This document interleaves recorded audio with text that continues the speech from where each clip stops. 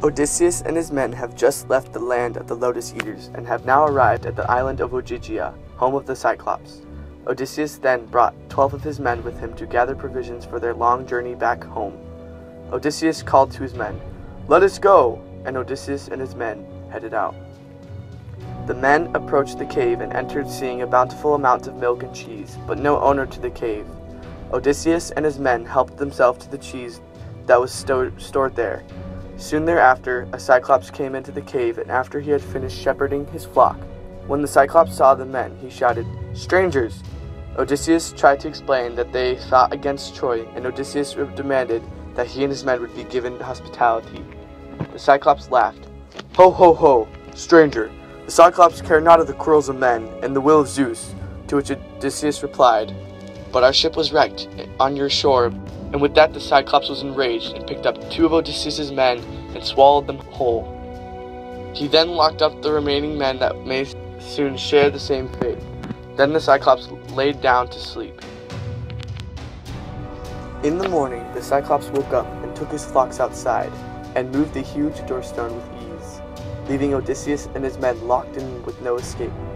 While the Cyclops is gone, Odysseus sharpens and hardens a stick with fire. The Cyclops then returns from pasturing his sheep. He tucks up 2 more of Odysseus' men and eats them. Odysseus offers to the Cyclops wine to go with the meal.